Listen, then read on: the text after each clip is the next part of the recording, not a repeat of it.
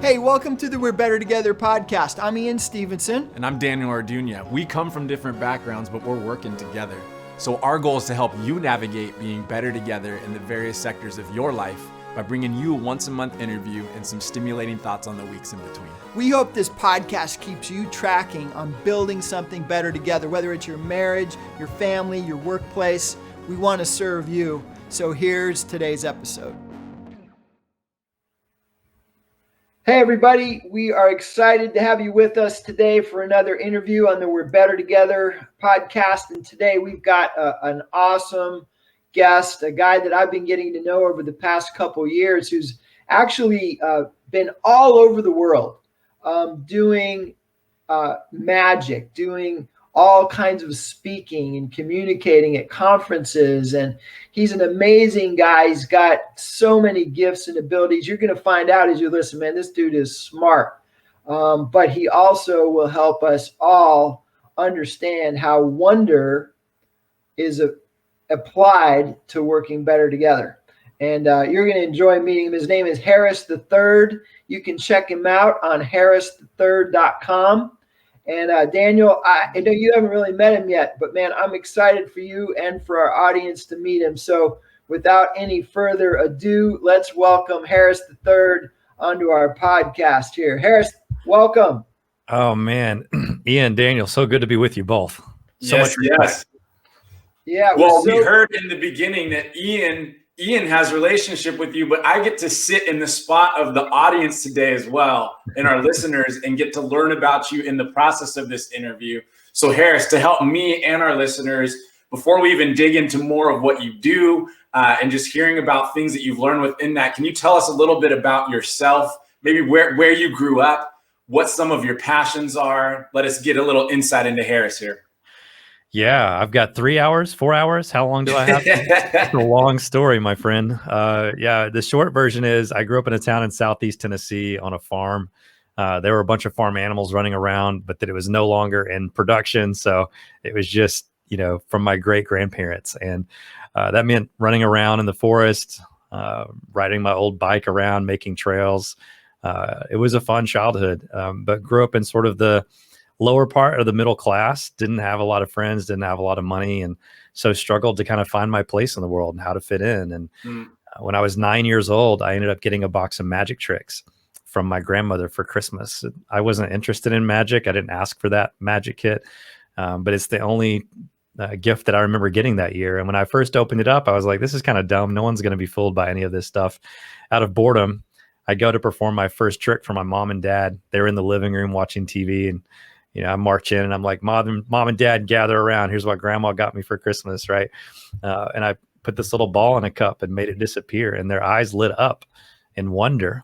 And now that I've studied wonder for the last few years, I understand that wonder is contagious. But at the time, I didn't know that. I just knew that their look of wonder reawakened something in me and opened me up to the possibility of this whole new story of, man, what if I could travel around the world doing magic shows? That'd be pretty cool. And had a chance to live that dream. So by the time I was a teenager, I'd performed in almost all 50 states. And by the time I was 21, I'd made $1 million performing magic shows. And by the time I was 22, I was bankrupt. And that led to a whole new season of purpose-driven work that was really rooted in the questions that really any human being starts to ask when you have that type of experience. And for me, that was questions like, what is life all about? Why do I feel so lonely? Why do I feel disconnected from the stuff that was told to me as a child? What do I do with the next part of my life? Because I feel like I've gotten tricked into believing a whole bunch of things that weren't true. And I really want to know what's true. So that is the origin story of what led me to the work that I'm doing today. That's great. And we get first shout out to grandmas in that. Grandmas get a shout out right away for that inspiration for you. Indeed. Yeah, I think I remember you saying you were hoping for a baseball glove and you got this magic kit, right? Yeah. And it changed the trajectory of your whole life. So you've traveled all over the world. You speak at conferences. You run a conference all about story. And you just wrote a book on wonder, this whole idea of wonder that you just mentioned. So Harris, as you've done all that stuff, like this podcast is about we're better together. So talk to us a little bit from your experience, how this whole idea of we're better together has played a part in your story. Sure. Yeah. Well, we're always better together. Together is also dangerous as well, right? Like, Yeah. yeah. Typically, hurt or pain happens in community, but healing also happens in community. And so we are hurt in relationship, but we are healed in relationship. And so, essentially, my hurt from my childhood led me into a position where I was tricked into believing a bunch of lies about myself and others that weren't true. And therefore, the narrative that was driving all of my thinking and behavior was rooted in all of this forms of different forms of deception, for lack of better words. And so that led me to a place of isolation. And I realized my only path towards healing is to step back into community. And so that's really where it started for me. When I was 22 and hit rock bottom by essentially having it all and losing it all, I felt so isolated and lonely. And it wasn't until I picked up the phone and reached out to a few friends and started some deep conversations that led me back to a place of wonder once again, that flipped the wonder switch back on. There's lots of interesting things about wonder that we're studying. I know it's not the focus of today's conversation, but we could talk about so many different facets of wonder, from how it shifts the physiology in our bodies, how it can decrease chronic inflammation and even boost our immune systems. But one of the things that scientists are now discovering about wonder is that when we're in a positive state of awe, which is what scientists at UC Berkeley recently called it, a positive awe state, that when we're in a positive state of awe, that it sort of increases our empathy.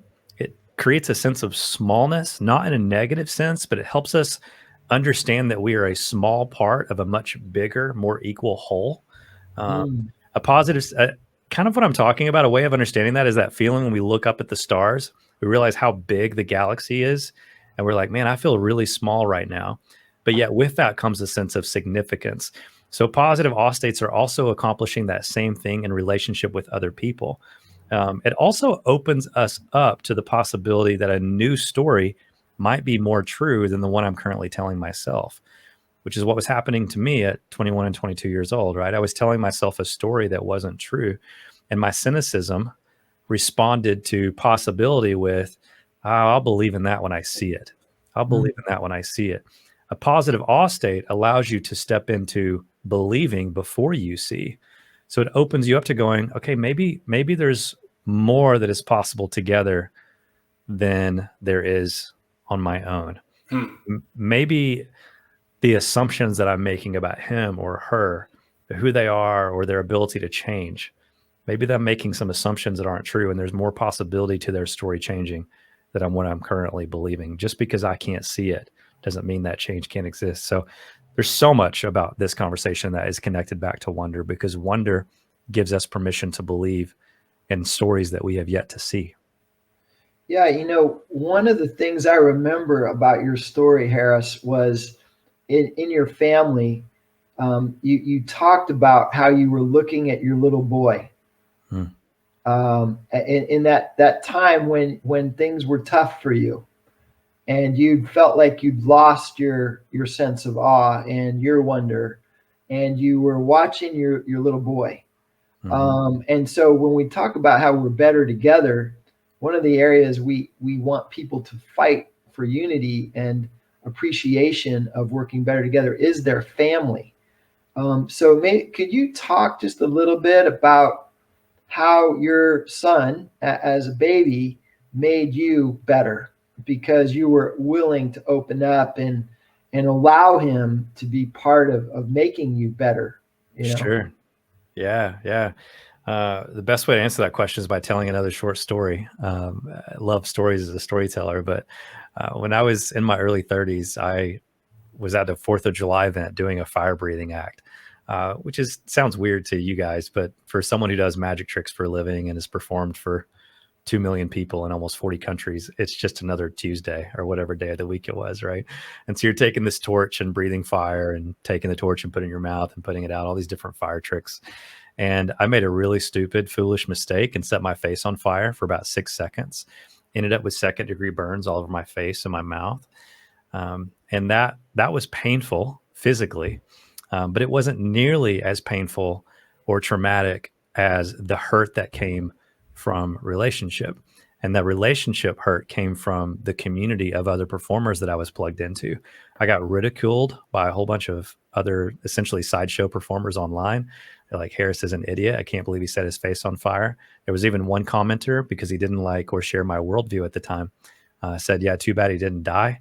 The fire just didn't burn long enough. Wow. When you read that kind of stuff online, that hurts big time. And it took me to a pretty dark place and a very lonely, isolated place. Again, I started shutting my family out.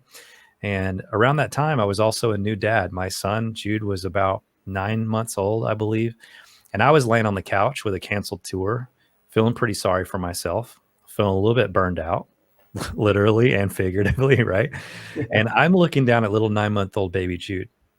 And while I'm struggling to find any ounce of magic in anything, this little guy is seeing magic everywhere.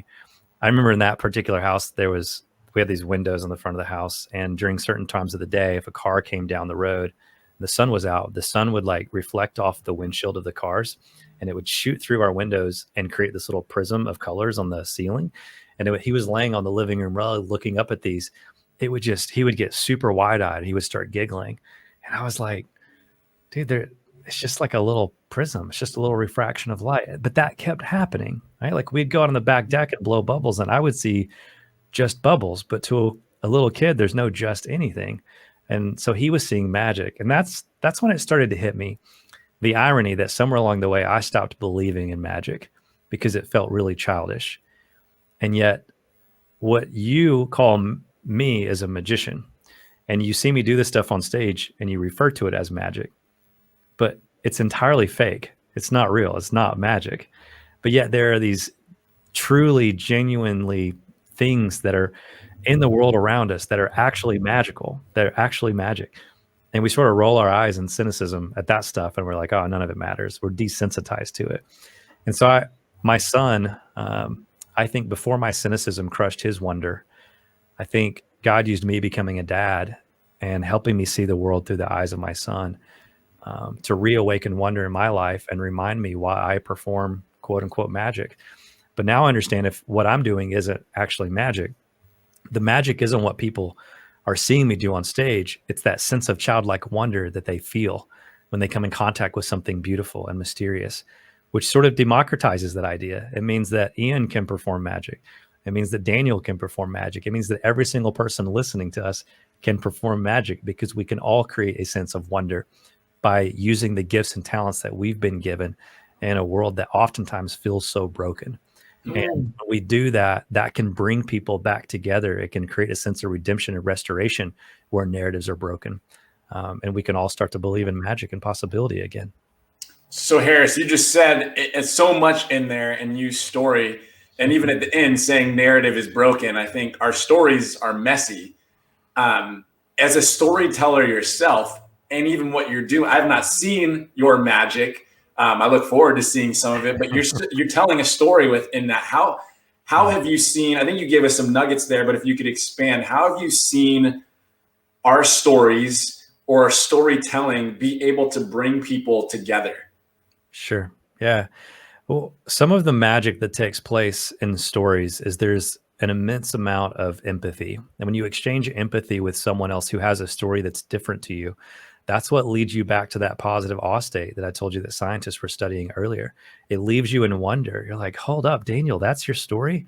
That's hard to reduce down to a 140 character tweet or a post on Facebook. Like, I see you as a different person now because I got a chance to empathize with your story.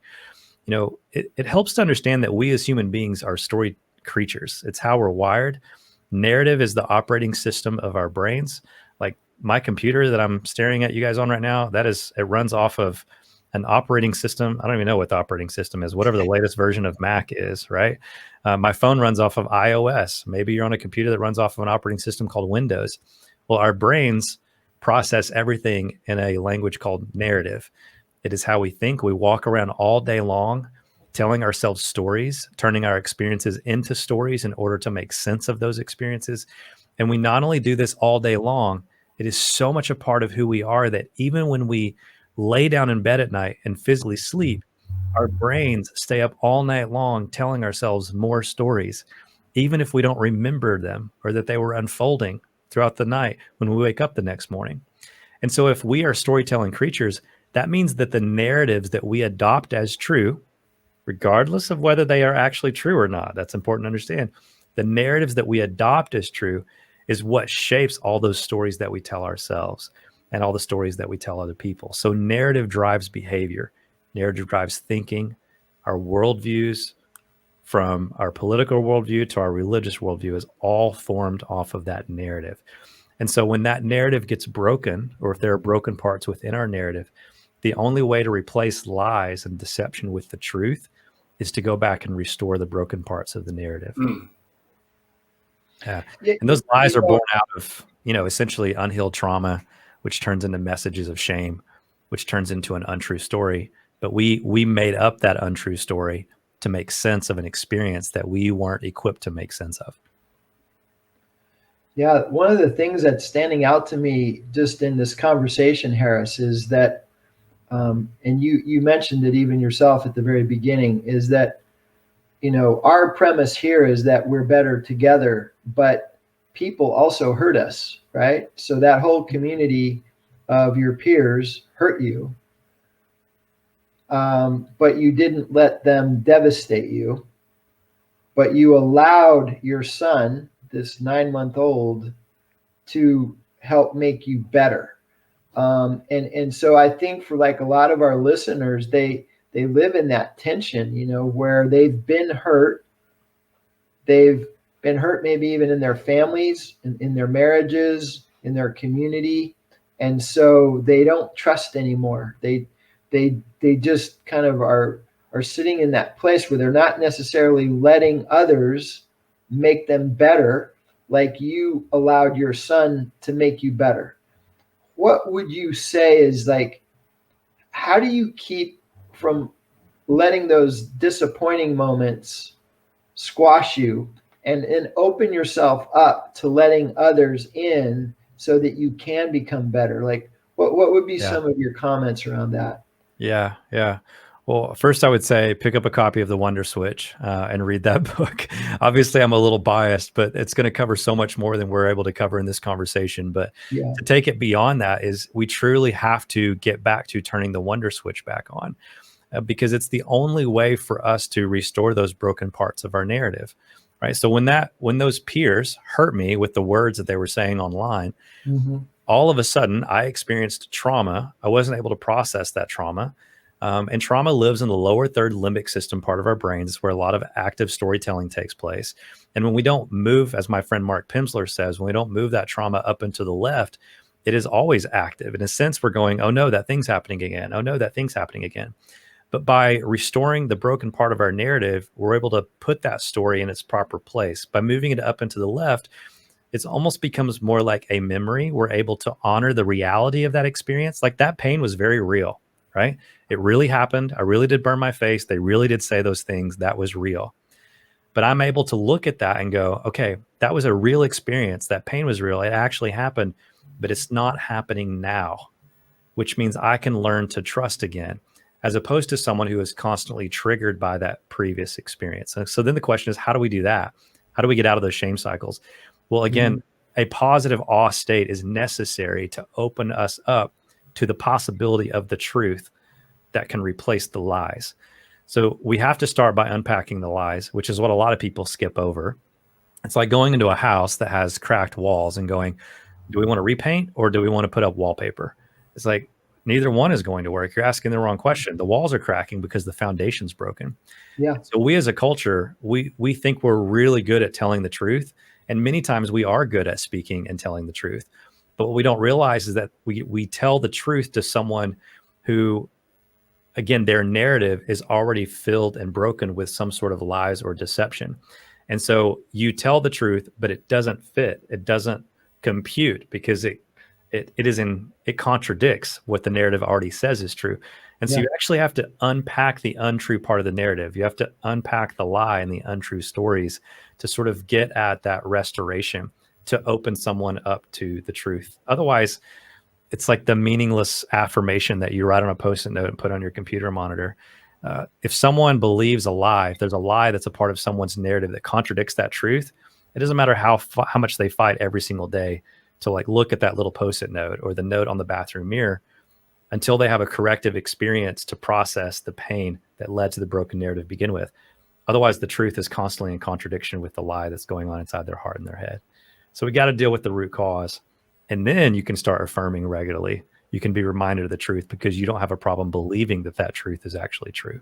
Does that make sense? Is that helpful? Well, absolutely. Yeah. And I hope our listeners are getting that, Daniel. Like any of you out there that have been through a divorce and you're saying you're never going to get married again, your family was a mess and you've given up on what a family can be.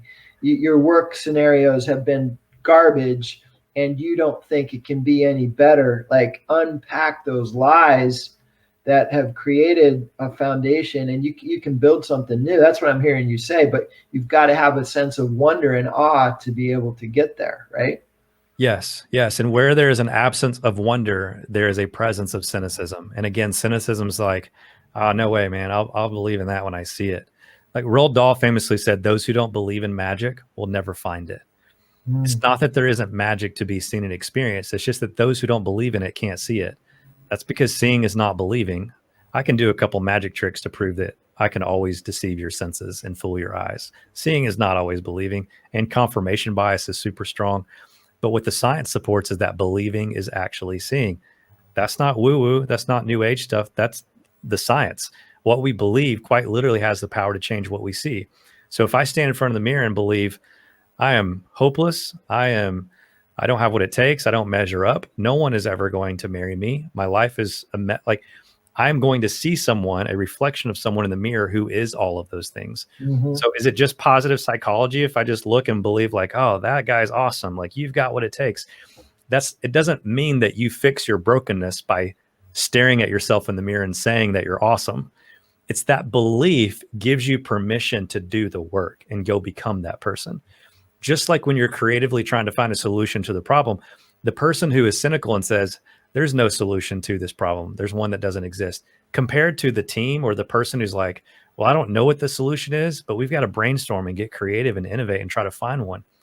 It's not that believing in the solution makes it appear in front of their face. It's that the belief is what permits them to get creative, to innovate, and go find it. And the person who has permission to find it is going to find it far before the person who doesn't think it even exists because they don't believe in magic anymore. So this is true of divorce. It is true of the racial tension that's going on across the country and around the world right now. It is all about the fact that narratives are broken, rooted in trauma. That trauma gets transferred to other people's narratives. But the only way to shift the narrative is to tell a new story that leads people to a positive state of awe, opens them up to the wonder and the possibility of what could be. Yelling at each other on Twitter and Facebook and other social media platforms is not going to solve the problem. Yeah. We have to shift the narrative by creating and telling and making and creating a new story.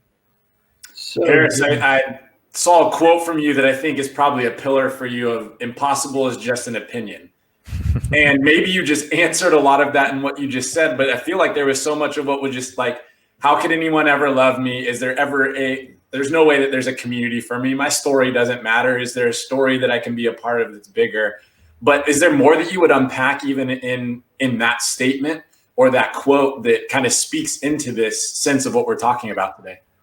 Maybe just to equip people with some of the understanding of the neuroscience so that they don't roll their eyes and going, oh, that's just feel good woo-woo stuff. It's not like, and so much of this comes back to how we use our imaginations, right? Like if you believe you're never going to get married again, and I don't know why, I guess we're rolling with that example because it's the one that was brought up, but this is applicable to everyone listening, regardless of the lie that you're struggling with.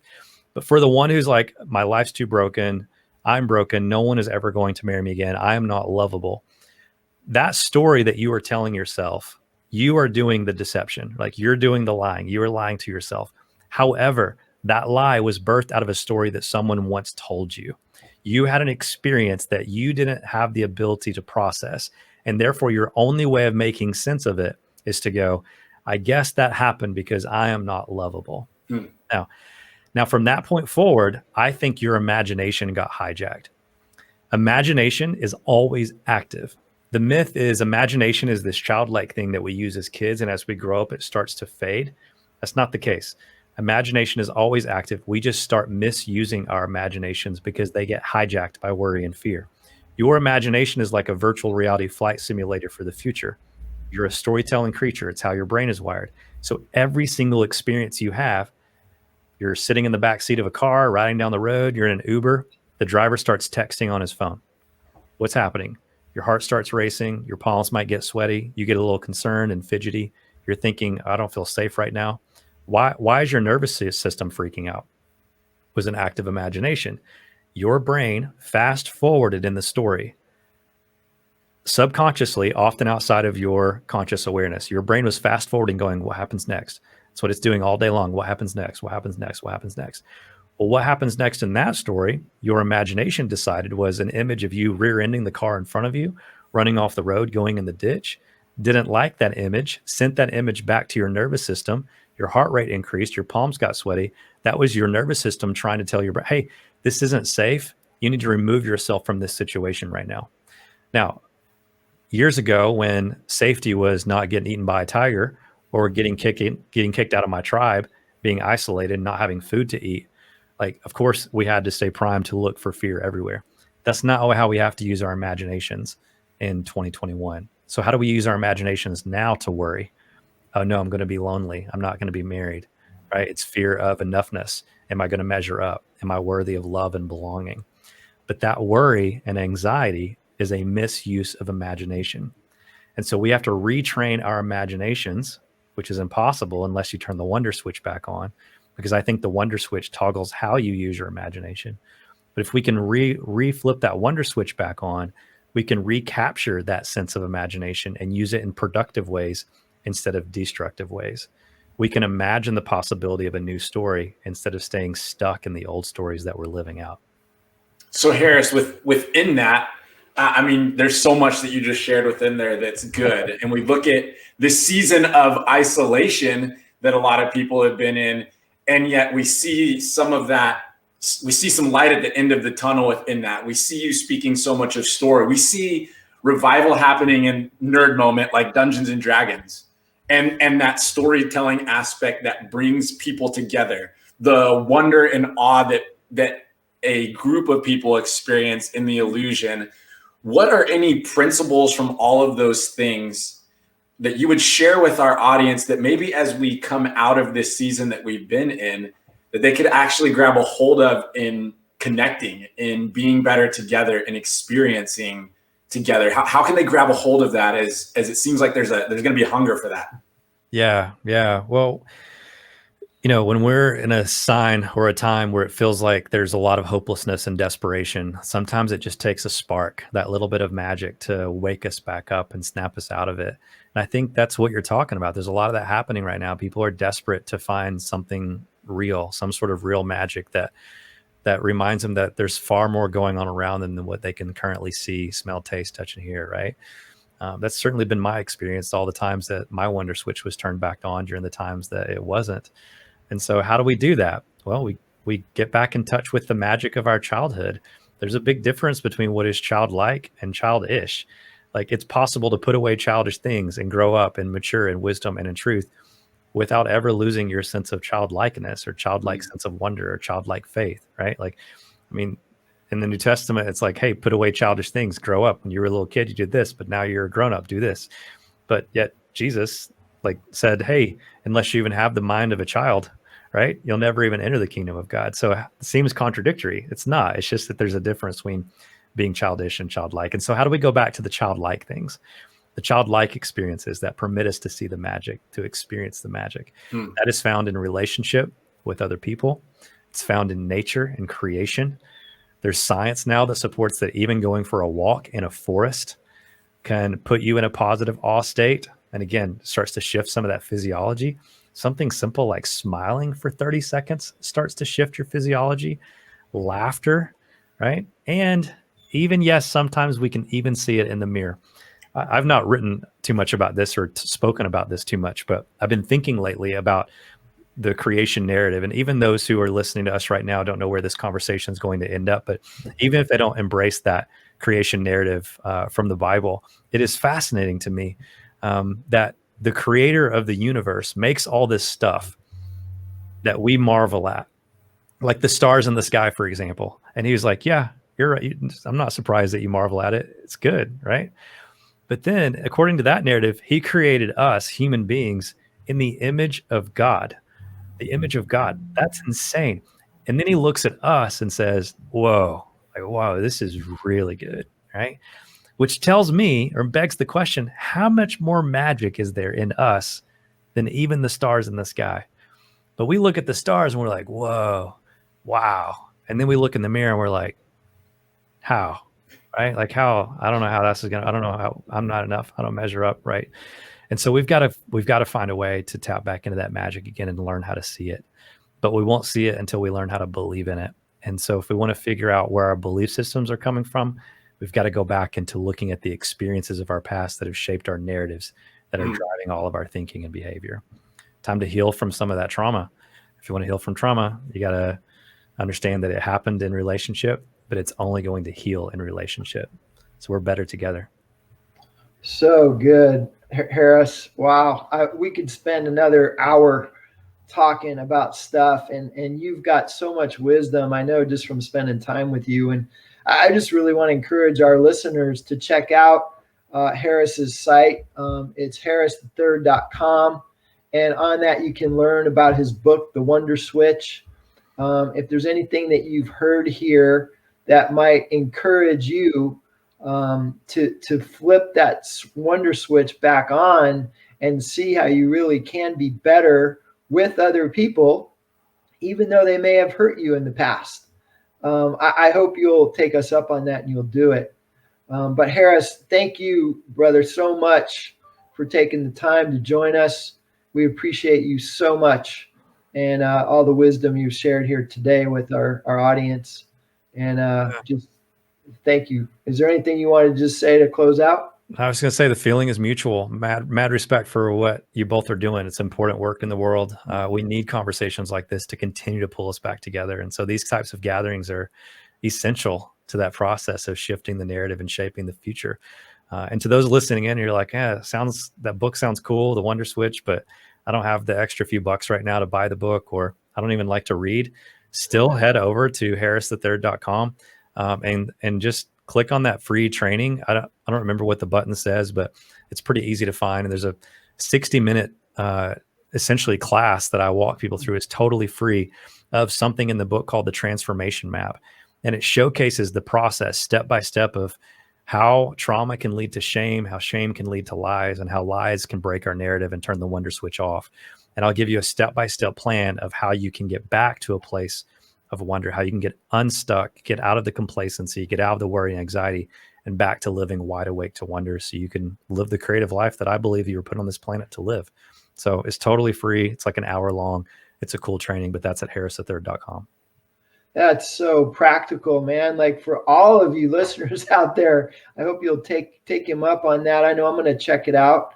And, for me, like, wondering about what it could look like if in a city we really learned how to work better together, churches with nonprofits, with, city hall, just all working together, like wondering what that can look like has inspired, encouraged me. And I know for Daniel, you and Scott, wondering what it would look like to have a community that really is all about the narrative. You even call your church narrative. So I know you were resonating with what Harris had to say here today. So yeah, I believe there was more happening than we could see on the screen, for sure. And we're grateful for you, Harris. And God bless you, man. And we'll keep in touch. And maybe we'll have you on the podcast again sometime. It'd be awesome. It's always an honor to talk to you both. Thank you so much, Harris. My pleasure. Have a great day, bro. Wow, Daniel, that was over the top, wasn't it? Woo! Yeah. So much stuff in there. You can just tell, like, when I met Harris, I knew he just had so much to offer to our audience. And Glad we were able to get some of it there from him. What stood out to you from all that, bro? Well, I mean, I think two things that stood out. One, I mean, yes, the church community I'm a part of is called Narrative, and we're so much about that sense that there's this bigger story being written, that we want to help people know they've got a story that is also attached to this bigger story. And I think one thing I connected with, obviously, that he said in there was, in other words, he shared some of that. When we think about being better together, even this acknowledgement that my story matters, but I'm also can be a part of this bigger story that includes all of these stories. Yeah. And so that was cool. And then something that he said at the end that just grabbed me was the wow versus the how. When he said we look up at the stars and we think wow, but we look in the mirror and we think how, in kind of a negative context in that. Just that phrasing of the wow versus the how. And what if we looked at ourselves and said, wow, what if we looked at groups that we're a part of, teams that we're a part of, and we had that attitude of, wow, look at this. This is a group of people, in the terminology he said, even created in the image of God. This is a group of people that are chasing after something, that are working together. How can I look at that and say, wow, instead of how can I look at that and say, how in the world can we do this? How this person's different than this person, and this person's different than this person. That just that perspective shift for me was something that's going to stick with me. Yeah, I had the privilege of spending a few hours with Harris before an event that he was helping us do. And I just felt like every time as I was talking to him, there was just more wisdom coming out. So, man, that was just such a great interview. I hope it encouraged our audience. I want to encourage all of you too. Every Monday we drop an interview. And then every other Monday, on the first Monday of the month, we drop the interview. And then the other Mondays, we drop 10-minute tune-ups, just to try to help keep encouraging you to fight for unity in whatever context you're working in, to fight for working better together. So we hope you'll continue to join us. If you enjoyed this, if you like us, share it with your circle on social media. And we appreciate you taking the time to join us today. Have a great day, and we'll see you next time. Hey, thanks so much for tuning in today. If there's anything you heard today that was helpful to you, that you think might be helpful to somebody else, please like, subscribe, and share this podcast so we can help others be better together as well.